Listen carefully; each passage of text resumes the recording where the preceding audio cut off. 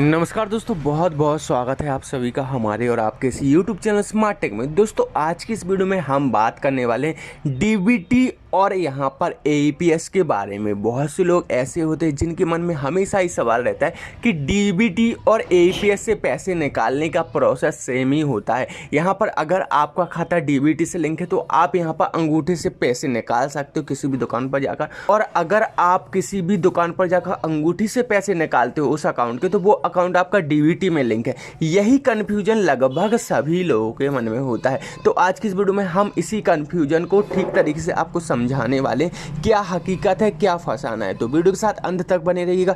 साथ ही साथ चैनल पर नए हो तो चैनल को भी जरूर सब्सक्राइब कीजिएगा। तो चलिए दोस्तों वीडियो की शुरुआत करते हैं। दोस्तों यहाँ पर सबसे पहले तो मैं आपको कुछ चीजें समझाना चाहूंगा डीबीटी और यहाँ पर एईपीएस के थ्रू किसी भी दुकान पर पैसे निकालने से रिलेटेड। सबसे पहले आते हैं, मान लीजिए आप किसी भी दुकान पर गए पैसे निकालने के लिए। आपके दो अकाउंट है, पहला अकाउंट है यूनियन बैंक, दूसरा अकाउंट है आपका स्टेट बैंक, ठीक है ना। आपने 500 रुपये स्टेट बैंक से निकाले, 500 रुपये यूनियन बैंक से निकाले, तो इसका मतलब हुआ कि आपके दोनों ही बैंक अकाउंट यहाँ पर आधार कार्ड से लिंक है, ठीक है ना, लिंक है। लेकिन यहाँ पर अब आप सोचोगे कि हमारे दोनों ही अकाउंट डीबीटी से लिंक है, तो ऐसा नहीं हो सकता है। क्यों नहीं हो सकता है, इस चीज को समझिए। देखिए डीबीटी के जरिए कोई एक बैंक अकाउंट ही आपका यहाँ पर लिंक होगा, लेकिन यहाँ पर जब आपने आधार कार्ड के थ्रू एपीएस के थ्रू पैसे निकाले तो दो बैंकों से निकाले, ठीक है ना। तो अब एक कैसे क्लियर होगा कि हमारा स्टेट बैंक का अकाउंट यहाँ पर डीबीटी से लिंक है या फिर यहाँ पर आपका यूनियन बैंक का। तो यहाँ पर एक कंफ्यूजन है। अब समझिए डीबीटी क्या है और एईपीएस के थ्रू किसी भी दुकान पर पैसे निकालने की प्रोसेस क्या होती है। देखिए एईपीएस के थ्रू अगर आप किसी भी दुकान पर पैसे निकालते हो तो यहाँ पर बैंक अकाउंट आपका आधार अनेबल पेमेंट सिस्टम से एक्टिवेट होना चाहिए, ठीक है ना। आपका जो बैंक अकाउंट है, चाहे एक बैंक अकाउंट हो या फिर 10 बैंक अकाउंट हो, आपके वो आधार अनेबल होने चाहिए। तभी जाकर आप यहाँ पर किसी भी एईपीएस पोर्टल के दुकानदार के पास जाकर स्पाइस मनी, डीजीपे, कहीं से भी जाकर आप अपने अंगूठे के थ्रू किसी भी बैंक अकाउंट का पैसा निकाल सकते हो, ठीक है ना। लेकिन डीबीटी एक अलग चीज होता है, ठीक है ना। डीबीटी में क्या होता है, बैंक अकाउंट एनपीसीआई द्वारा यहाँ पर डीबीटी विभाग डायरेक्ट बेनिफिशियरी डिपार्टमेंट के थ्रू यहाँ पर मर्ज होता है। यहाँ पर आपके आधार कार्ड में कोई एक बैंक अकाउंट लिंक किया जाता है जो कि बैंकों द्वारा होता है। अगर मान लीजिए आपके दो अकाउंट है, आपने आज स्टेट बैंक का खुलवाया, स्टेट बैंक के अकाउंट खुलवाते वक्त स्टेट बैंक के कर्मचारियों से बोला कि भाई मेरा अकाउंट डीबीटी अनेबल कर दीजिए, ठीक है ना। तो यहाँ पर मान लीजिए उन्होंने आपका डीबीटी अनेबल कर दिया, डीबीटी एक्टिवेट कर दिया। के बाद आप चाहते हो कि आप अपने यूनियन बैंक में भी अपना डीबीटी लिंक करा लो। इसके बाद आप यूनियन बैंक जाते हो और उनसे बोलते हो कि मेरा डीबीटी लिंक कर दीजिए। लेकिन चाहकर भी वो यूनियन बैंक वाले आपका डीबीटी लिंक नहीं कर सकेंगे। क्यों नहीं कर सकेंगे?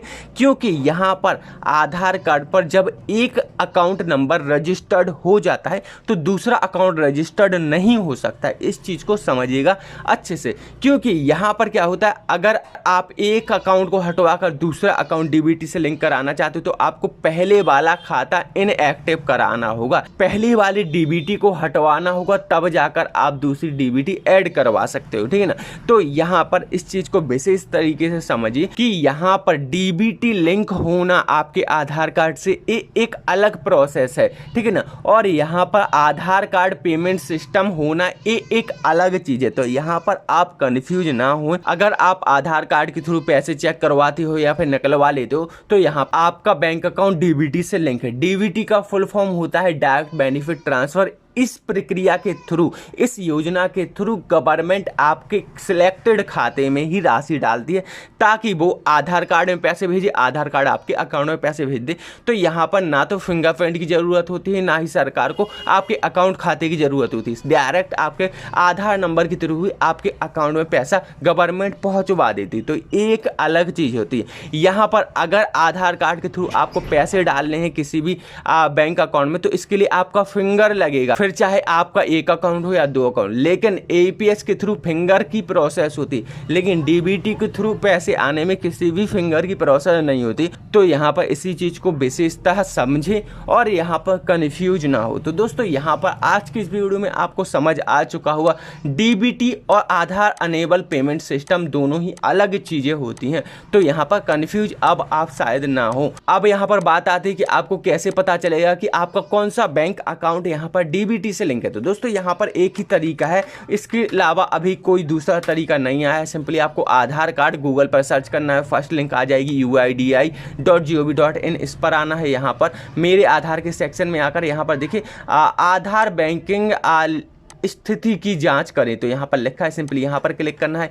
क्लिक करोगे तो देखिए यहाँ पर एक नया टैब खुलेगा। यहाँ पर सिंपली आपको क्या करना है, अपना आधार नंबर डाल देना है, यहाँ पर पिक्चर कैप्चर और सेंड ओटीपी बटन पर क्लिक करना है। आपके आधार कार्ड पर जो भी मोबाइल नंबर रजिस्टर्ड होगा उस पर ओटीपी आएगा, ओटीपी आपको इसी बॉक्स में डाल देना है और सबमिट के बटन पर क्लिक करना है। तो यहाँ पर शो करने लगेगा कि आपके आधार कार्ड में कौन सा बैंक खाता लिंक है, उसी बैंक खाते में आपकी सरकार की सब्सिडी आने वाली है। और यहाँ पर अगर आपका इनएक्टिव होगा तो इनएक्टिव लिखाएगा, एक्टिव होगा तो एक्टिव लिखाएगा।